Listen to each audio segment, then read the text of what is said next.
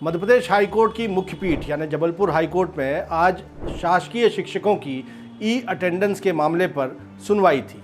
तो वहीं सरकार से वो डेटा मांगा गया था कि जिन स्कूलों में शासकीय शिक्षक ई अटेंडेंस दर्ज कर रहे हैं उसका डेटा भी सरकार दे और आखिर सरकार का रुख क्या है।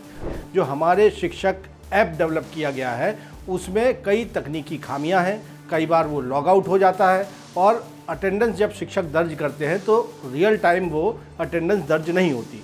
नमस्कार, आप देख रहे हैं IBC 24 महाकौशल। मैं हूं आपके साथ विजेंद्र पांडे। आज मध्य प्रदेश में स्कूल शिक्षा जगत की निगाहें हाईकोर्ट की तरफ थी। जी हाँ, न्याय के उस मंदिर की तरफ जहां से सबको न्याय मिलता है।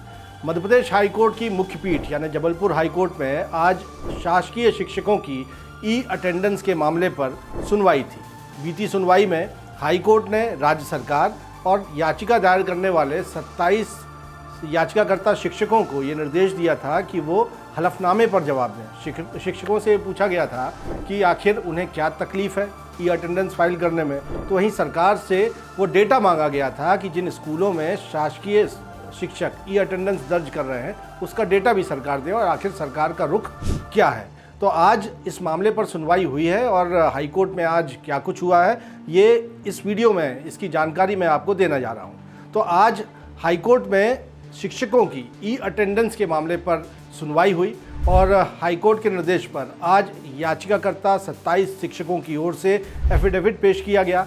सरकार की ओर से भी हलफनामे पर जवाब दिया गया और याचिकाकर्ता शिक्षकों की ओर से ये कहा गया लिखित तौर पर हलफनामे में कि उन्हें ई अटेंडेंस दर्ज करने से तकलीफ़ इसीलिए है चूँकि सरकार की ओर से इसे दर्ज करने के लिए जो हमारे शिक्षक ऐप डेवलप किया गया है उसमें कई तकनीकी खामियां हैं, कई बार वो लॉग आउट हो जाता है और अटेंडेंस जब शिक्षक दर्ज करते हैं तो रियल टाइम वो अटेंडेंस दर्ज नहीं होती। साथ ही साथ इन तकनीकी खामियों के अलावा शिक्षकों की ओर से ये कहा गया कि नेटवर्क का एक बड़ा कंसर्न है, बड़ा इशू है, खासतौर पर दूर दराज के इलाके, ग्रामीण क्षेत्र और आदिवासी बहुल अंचल जहां शासकीय स्कूल हैं वहां पर यदि शिक्षक पहुंचते हैं तो कई बार नेटवर्क का एरर होता है, नेटवर्क टावर सही मिलता नहीं है और इस वजह से ई अटेंडेंस का हमारे शिक्षक ऐप ये काम नहीं करता। और यही वजह है कि शिक्षक चाहते हैं कि ई अटेंडेंस को दर्ज करने की जो प्रक्रिया है उसे स्थगित कर दिया जाए या ख़त्म कर दिया जाए।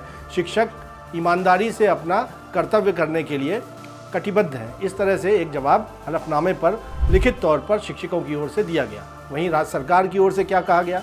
सरकार ने एफिडेविट दायर कर ये कहा है कि मध्य प्रदेश में 73% शासकीय शिक्षक ई अटेंडेंस हमारे शिक्षक ऐप के ज़रिए ही दर्ज कर रहे हैं और यदि 73% शिक्षक इसे दर्ज कर रहे हैं तो बाकी 27% शिक्षकों को क्या तकलीफ़ होनी चाहिए। और सरकार ने अपने जवाब में, अपने हलफनामे में दिए गए जवाब में एक तरह से ई अटेंडेंस का समर्थन किया है और विरोध करने वालों को आईना दिखाने की कोशिश की है। लेकिन आज जब इस मामले पर सुनवाई हुई हाईकोर्ट में तो हाईकोर्ट ने राज्य सरकार के इस जवाब और याचिकाकर्ता शिक्षकों के जवाब दोनों ही हलफनामे को रिकॉर्ड पर रख लिया है और अब हाईकोर्ट ने इस मामले पर अगली सुनवाई 7 नवंबर को तय की है। जी हाँ, 7 नवंबर 2025 पर अब हाईकोर्ट इस मामले की अगली सुनवाई करेगा और इसमें कोर्ट देखेगा कि याचिकाकर्ता शिक्षकों का जो जवाब है और सरकार का जो जवाब है उस पर सुनवाई एक तरह से शुरू होगी और फिर तय होगा कि आखिर मध्य प्रदेश में हमारे शिक्षक ऐप के ज़रिए